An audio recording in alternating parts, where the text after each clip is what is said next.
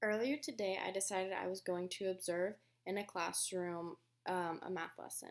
My name is Amanda Pyle, and today I'll be sharing you what I observed in a certain classroom. So, during this math lesson, there are many things that were assessed throughout the process to ensure students were learning and retaining information.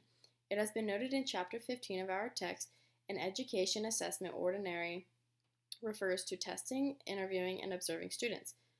The teacher in which allowed me the opportunity to observe a math lesson in her classroom.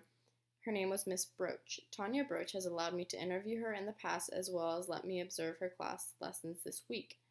The day in which I observed was today, April 11th, 2017, and I showed up at 8:40 and watched for about a half hour.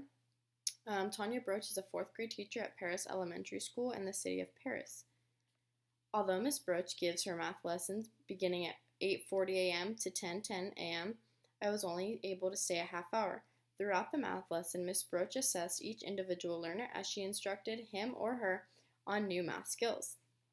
The beginning objective of this lesson was to instruct that the children were able to understand what fractions are, what equivalent fractions are, and how you can use fractions when figuring out parts of words. To start off, Ms. Broach introduces an example by providing the students with the example. It will allow them to understand what they are going to be learning and practicing. Her first example was the first 3/4 of the word read plus the first 1/4 of the word dynamite. It was clear that the students were very confused on what this had meant. Ms. Broach began assessing the children on things throughout the lesson by only focusing on the first half of that first example. By assessing what the children had already known, she had asked the students to raise their hand and put up a number regarding how many letters were in the word read. By asking the children how many letters were in the word, she was assessing what they had already known to ensure that it was safe that she could move on in the lesson. According to Opie and Sapp, there has been a growing emphasis on the accountability has become a hallmark of the early 21st century. Consequently, a good deal of light has been casted on institutional assessment. Since Miss Broach was assessing what the children had already known, that was her way of holding the children accountable for previous knowledge they had gained. When looking at the various assessments that may have been performed in the classroom by a teacher, Obie and Sapp explain the diagnostic approach includes 1. The cause of learning problem for purpose of classifications, 2. The diagnostic information about the children and style learning of psychological processes, and 3. The academic content for institutional purposes. I believe that this assessment in which Ms. Broach was using was that the students in the classroom needed to be caught up in certain aspects regarding their academic content to allow themselves to further understand the new content and information.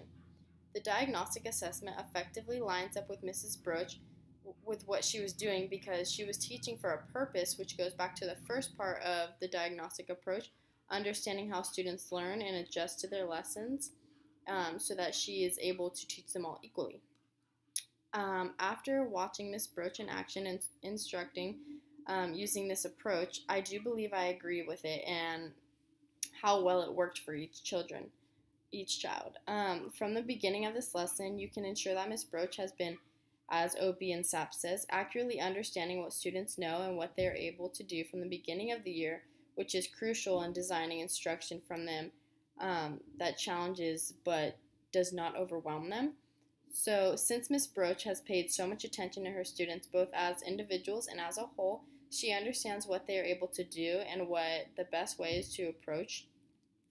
I think this approach works very well because as the teacher knows what's best for her class, you can understand that the children are she's holding them accountable for prior knowledge, and she's able to better design class lessons as well as group things. Tanya Broach began with this math lesson. She was under the impression that mainly all the students were able to retain the knowledge and were able to move on with the material without too many issues. From an outsider perspective, Miss Broach seemed to know her class well, as they were all picking up on the skills rather quickly as they assisted one another at their individual table groups. The importance, as Obie and Sapp says, the diagnostic assessment in designing instruction as well as in determining the placement of students cannot be overemphasized. This strategy is strong due to the understanding she gains on individual students and what they can maintain on their own. After having experienced Miss Broach's classroom, I have noticed throughout watching and watching her explain, she does not give the students many tests. I feel as though a teacher, it is crucial you introduce testing to your children sooner rather than later.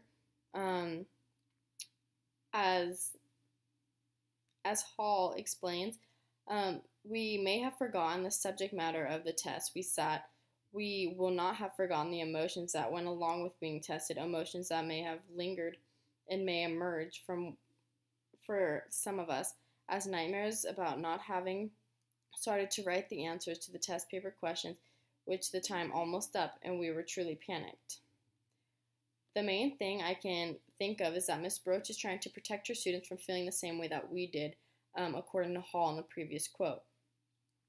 Again, Hall explains that the assessments that emphasize the relative success of schools and individuals are described as high-stakes assessments since their results are very significant consequences. Miss Broach does give those exams, and they are known as the STAR test. So overall, Miss Broach did a great job teaching and instructing her students on new information and ensuring she understood the progress rate in which they were all developing. She does very much use the diagnostic approach, which I do very much agree with, though I do think she needs a little bit more testing in her classroom, but that's pretty much all there was to it. Like I said, this was done on April 11th, 2017 at Paris Elementary School. I was observing Miss Tanya Broach in her 4th grade classroom. Thank you.